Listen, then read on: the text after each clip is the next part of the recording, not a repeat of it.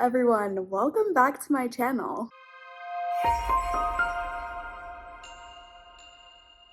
So it's obviously been a little bit and you're probably like, where are your bookshelves? What's going on? Instead of books, just have more dogs now. Here's another one right here. I definitely did not realize how much moving across the country twice in a month, like how much energy that takes. It takes a lot of energy.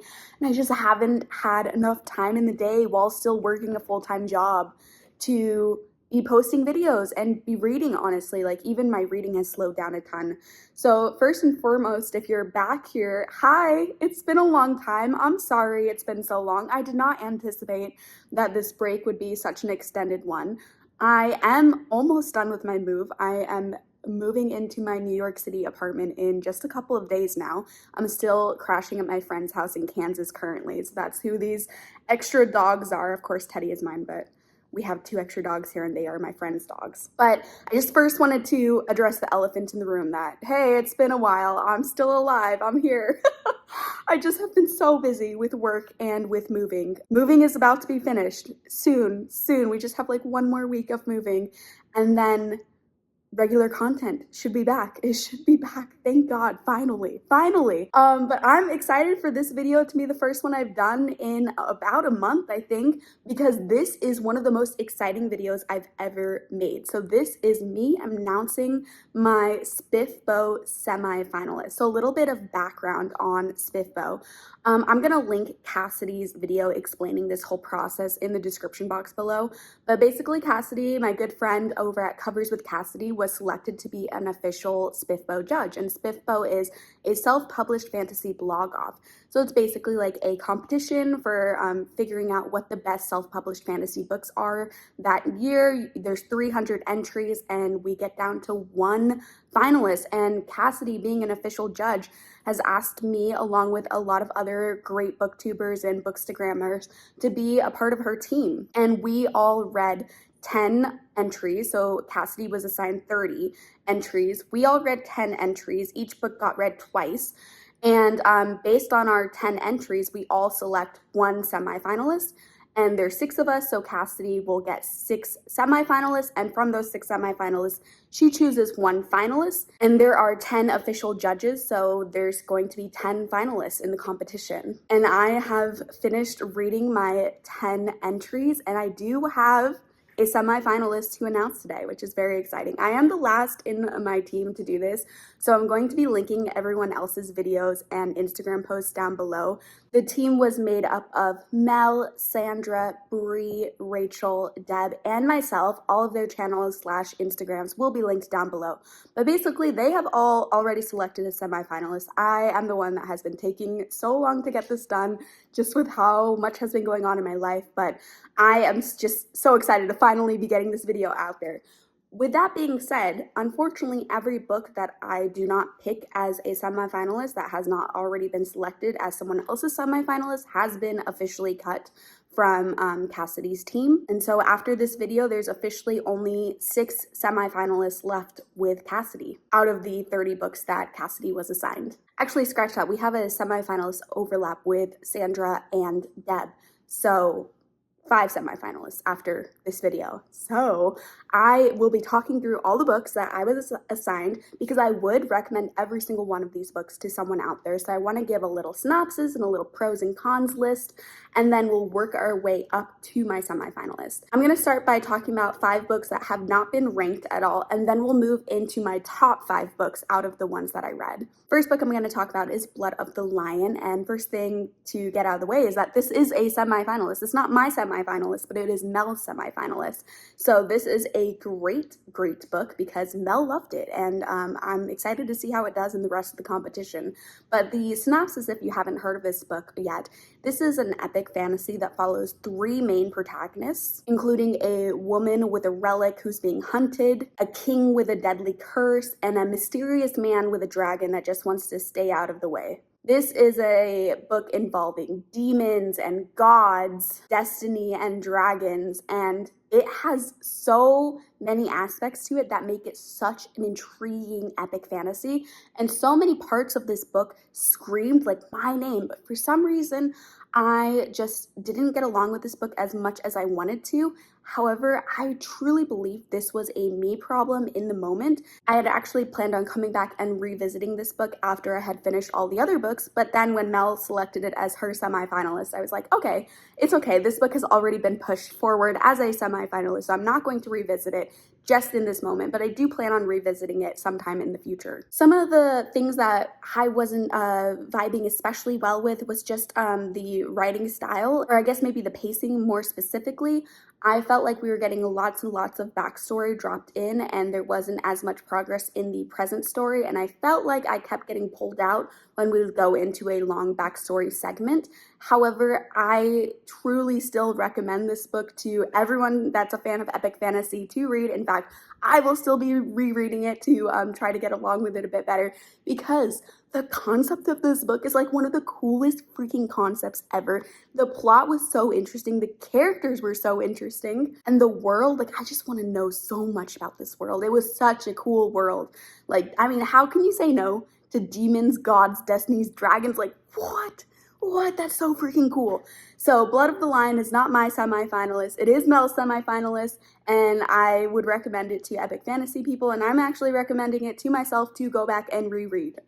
Next book to talk about is Speechless in Acton Tan. This is a young adult fantasy that follows our main character of Mila, who is an 18-year-old woman who isn't able to speak at the moment because she doesn't yet control her magic, and in this world you have to have full control over your magic before you're able to speak again. This book follows Mila going on an epic journey filled with adventure and unlikely allies in order to figure out the secret behind being able to control her magic. That way she can also reclaim her voice.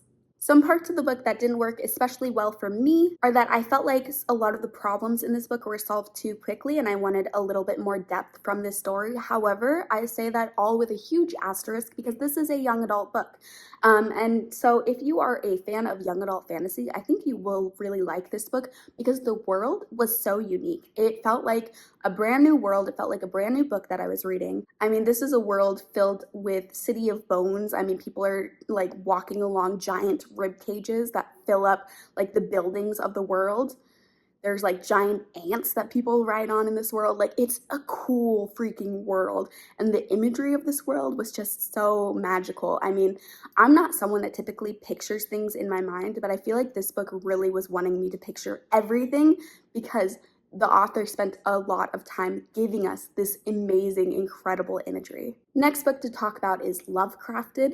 This is a very unique and very quirky book about a woman who needs to enter a magical academy, but one of the requirements for admission is to have a familiar, meaning like, you know, maybe a cat familiar, maybe a dog familiar that hangs out on your shoulder.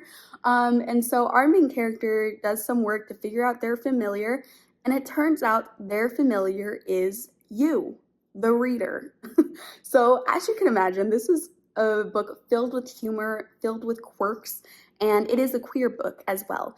And so the reason why this book didn't work for me is, I think, why it will be such a delight for other people, because this is just such a stylized book. And I am not someone who typically loves quirky, humorous books. I definitely gravitate towards the darker side of fantasy. However, there is such a huge audience out there that wants quirky fantasy novels, that wants humor fantasy novels.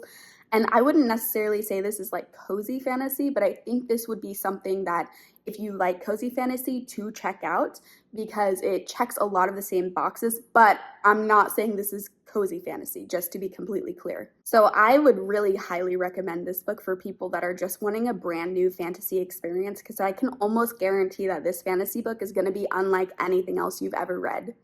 And that is freaking hard to do. I mean, fantasy has been a genre that's been around for quite some time now. So any book that's doing something brand new, hats off.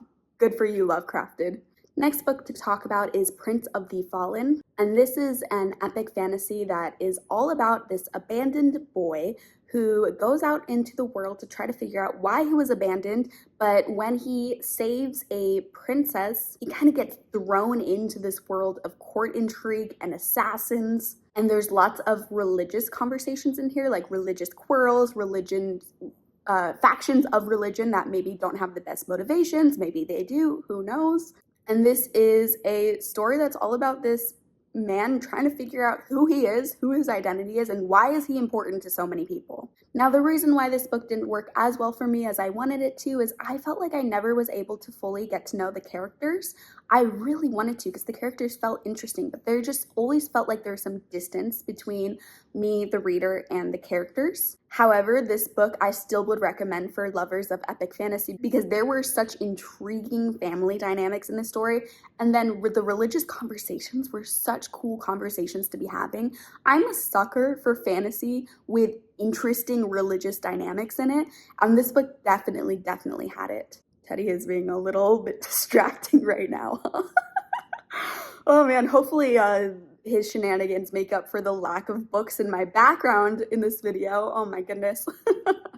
Moving on, the next book I'm going to talk about is Autumn Chaos. This is a fantasy romance book about an exiled mage who saves this half-dead warrior, and through saving this half-dead warrior, she gets re-invited back into the court and thrown into this world of, again, court intrigue and monsters. There's brewing monsters along the horizon that she's trying to figure out where their origin is. But with all of this plot involved, she also is falling in love with two men. And her heart is divided. She can't figure out which of these two men she wants. So that's where the romance part of the fantasy romance comes in. And I enjoyed this book. I really did enjoy this book. The reason why it didn't make my top 5 of the list, though, is I just felt like the romance was too insta-lovey for me.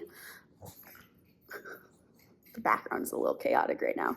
But anyways, I felt like the romance was a little bit too insta-lovey. I would have liked to see them fall in love more. Sorry if the angle is slightly different. This little boy just like ran headfirst into the coffee table that the phone is currently on for some reason, and everything got knocked over. But anyways, as I was saying, there is a reason for the insta-love. So I don't think it is bad writing or anything like that. Like, it was intentional and it was done this way for a reason. It's just not to my specific preferences, because for me to care about a romance, I really like to see the romance start to happen and the romance brewing, and then I care less when they already love each other, you know?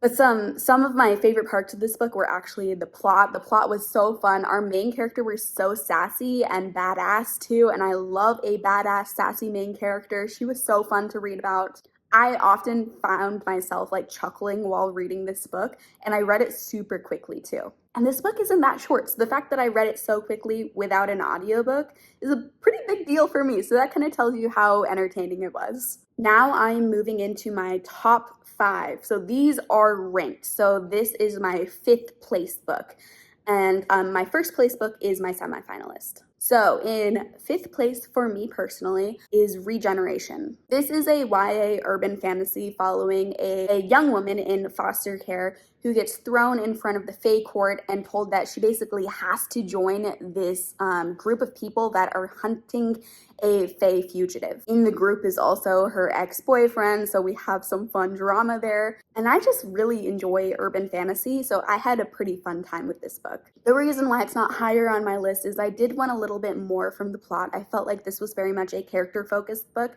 and I kind of like it when there's more of a plot focus with a character focus. I'm picky. I want both. I want the best of both worlds. And I just felt like the plot a little bit got left behind in some spots. But again, this was intentional. For people that enjoy more of a character-focused story, I highly recommend this book because I really enjoyed the characters. I thought the characters were wonderful in the story, and I had so much fun with this book. Next up, in 4th place for me, is Lady of Ravensmere. This is a very surprising win for me because it's a historical slice-of-life fantasy novel that, in my opinion, and this is just because I don't read a lot of like historical slice-of-life fantasy, it really barely felt like a fantasy to me. I'm not saying it wasn't a fantasy, but it challenged my perception of what a fantasy book could be. And I enjoyed it. This is a story about a young girl who gets thrown into an arranged marriage, and it's basically like a coming of age story for her, where she finds power in the domestic because she has an arranged marriage with a newly made lord, but their territory is kind of right on the border, and there's lots of threats along the border, so war is kind of looming over them.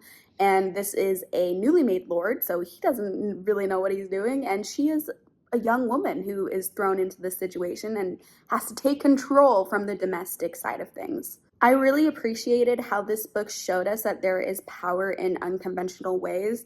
I used to study Victorian fiction, and that was a lot of focus of my research, was the power in the domestic, and that just because a woman is involved in domestic duties doesn't mean that she is not powerful, because domestic duties carry quite a bit of power behind them.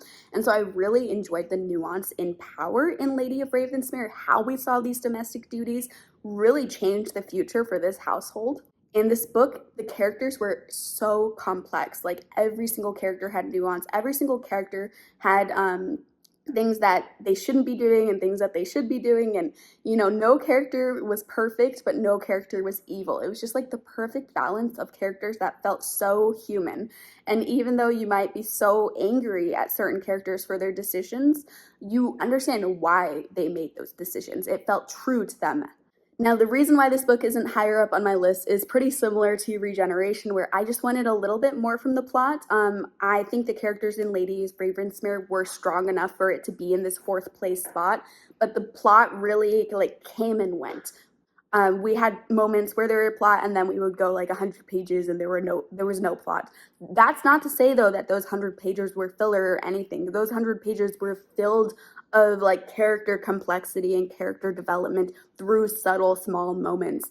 This just really shocked me. I did not think I would enjoy this book, because I would never have picked this book up on my own. It's not something that speaks to me based off of the synopsis, because I always say I want a fun, wild plot. So a historical slice of life novel, making me have this many thoughts about it is really, really impressive. And so even if you're not someone that loves fantasies that lean more historical, I still would recommend you give this book a try, because I am not someone that tends to like those type of stories, and I enjoyed this one. I would also recommend this book to readers that enjoy historical fiction that want to try fantasy. I know that's probably none of you watching this video, because I think you're probably already a fan of fantasy if you are watching this video. But if you have any friends out there or anything like that that read historical fiction and you want them to read fantasy too, I would recommend Lady of Ravensmere very highly. Moving into my top 3 books that I read out of the 10. So in third place is Fires of Time. This is actually already a semifinalist. It is Bree's semifinalist, so I also really enjoyed this book, and I'm really happy it got to be a semifinalist. This is an epic fantasy primarily following our main character, who is a young female mage who's been trapped in this magical city, and because she was kidnapped by this man, this mysterious man. And she doesn't know why she was kidnapped. She doesn't know why she's not allowed to leave the city. And he's very straightforward with her that, yeah, I kidnapped you, but not straightforward about a lot of other things. And so with the help of a ghostly friend, she decides she's going to make her own way in the world, get away from her kidnapper, and go explore the world, figure out who she is and where she was stolen from. But things are a lot more complicated than she realized, and evil is not as easy to spot as she once thought. This is all taking place while the incredibly terrifying Wooden King is planning his invasion to the lands, and she might be instrumental in stopping him. So the reason why this is in third place and not higher for me is really, really just personal preference. I am someone that enjoys a harder magic system, not a soft magic system. This magic system was pretty soft, and so I felt like I never fully understood the magic system, but I know that's going to be a huge pro for a lot of other people, because a lot of people way prefer a soft magic system over a hard magic system, and that was really the only thing that made me put this in third place instead of even higher, because everything else about this book was so fun to read. It was a really interesting world. The magic information that we got was really cool. I liked seeing the magic happen. It felt super fresh, this story. Like, even though it is an epic fantasy, it's not as out there as, for example, Lovecraft did. This still was an epic fantasy that felt unique and new to me, and so it just felt, again, very fresh. And all of the characters I immediately connected with. They felt like good characters to me, even if they didn't get like a ton of page time. The way this author went about writing them, they all felt like complex, real people in these characters. None of them felt simple. So I highly recommend this book for lovers of fantasy. I think you will really enjoy it. In my second place, so if you know what 10 books I was assigned, this will also tell you what my first place was. But first I'm going to talk about my second place because it deserves me talking about it for a while because I loved my second place book. And again, this was a surprise for me. My second place book is Blood Will Out. This is a book about a badass vampire hunter who wakes up in the morgue after a hunt goes wrong, and she is faced with some uncomfortable truths about her identity. And so she's basically forced to team up with the very monsters she's been trained to hate and been trained to kill in order to figure out who she is. And along the way, she's realizing that things aren't as black and white as she once thought, and it's a lot more difficult to spot monstrosity than she was led to believe. So the reason why this is my second place and not my first place is because I think I wanted this book to be longer.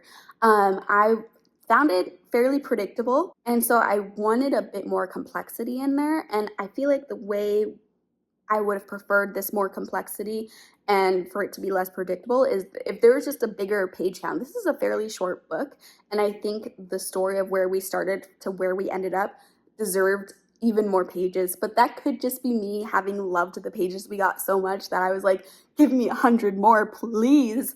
I will be continuing to read anything this author writes. I need to check out this author even more because I had such a fun time with Blood Will Out.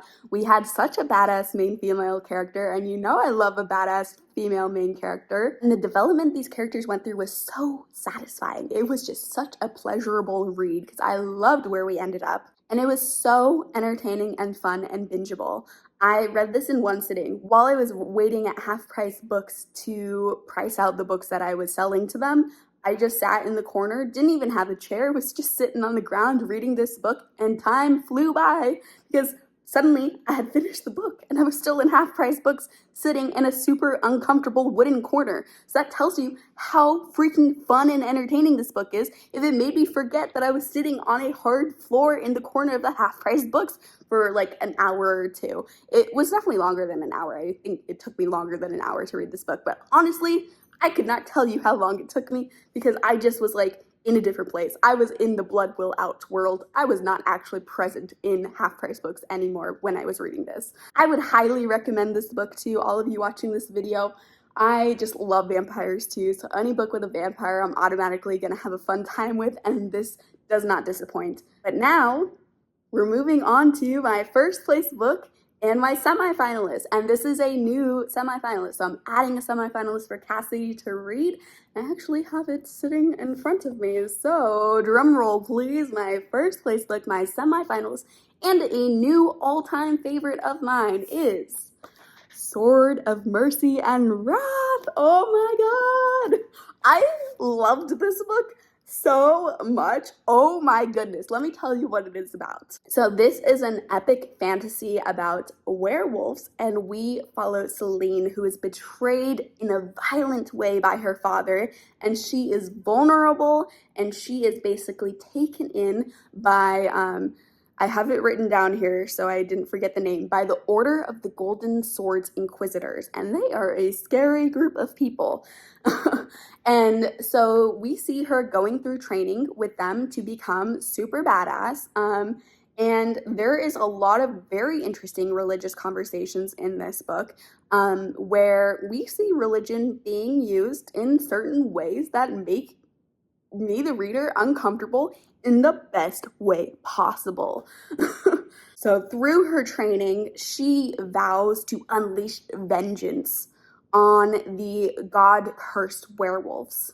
But when she's doing her vengeance plan, her past comes back to haunt her. We see her current beliefs being complicated by her newfound understandings. This book is super dark and super amazing. I love a dark story, and this book does go dark in many moments. So heads up, this is a dark story, but I just loved it so much. This is probably the most interesting book that I have ever read about werewolves, ever. Like, best werewolf book ever. I feel confident saying that. And the complexity behind the religious motivations was such a cool aspect. One of my favorite things that epic fantasy can do, and this book did it so well. I loved the complexity, I loved the nuance, and I loved the complications behind people's understanding of what makes up a monster. We're seeing a theme, I realize, in some of the things I really like about books. I love when monstrosity is questioned.